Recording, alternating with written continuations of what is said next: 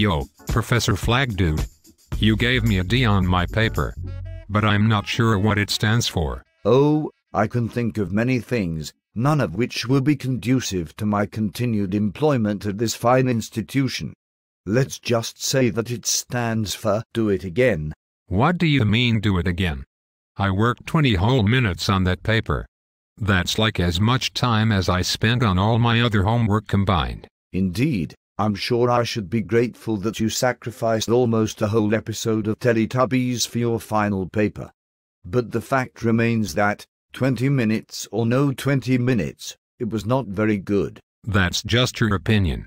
Who pays you to think? You do, actually, unless you are the recipient of a hitherto unknown scholarship for playing pornographic video games. Hey, don't criticize my career choices. Just tell me one thing that is wrong with my paper except that you didn't like it. Just one?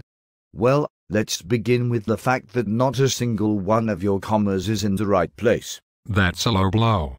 I have 12 commas in this paper. That's, like, 6 commas per page.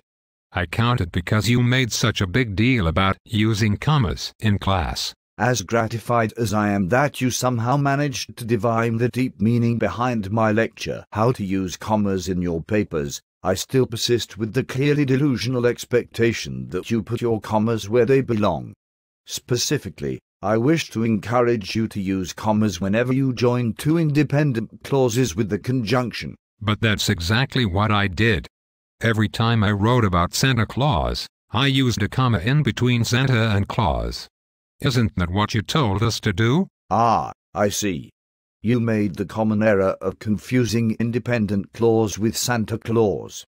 This is a fairly common error in preschools all over the New World. So, are you saying that Santa Claus is not independent? No offense, but that is ridiculous. A clause is simply a group of words that expresses a complete proposition. Clauses can be dependent or independent. An independent clause is a group of words that has a subject and a verb and expresses a complete thought.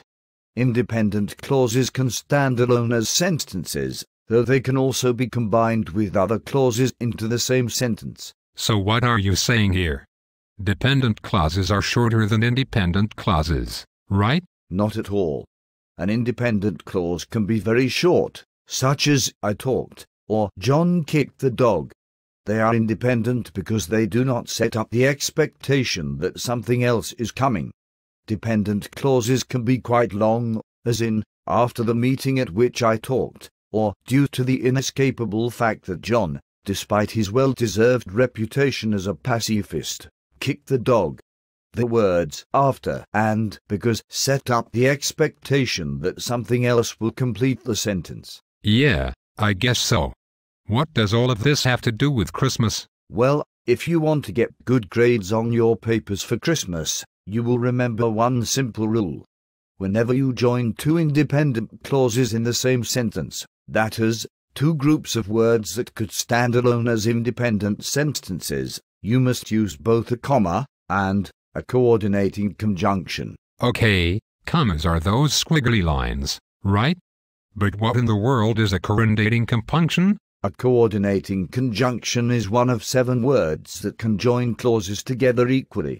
They are and, or, but, for, nor, so, and yet. Okay, so, if I put one of these corroding conjunctives in, I can stick 2 of these independent clausey thingies together, right? As long as you use a comma as well.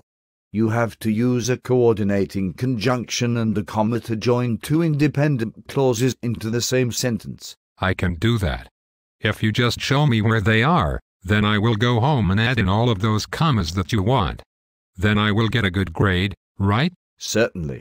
If you just put in a few squiggly lines, then I will ignore the fact that your paper has no thesis statement, no main idea, and no support for its assertions. I will also forgive the fact that it is written in crayon and that almost every sentence is copied right from Wikipedia. And when you go home tonight, I will send you all the free ice cream you can eat. And I will give you a pony. You're joking about the pony, right?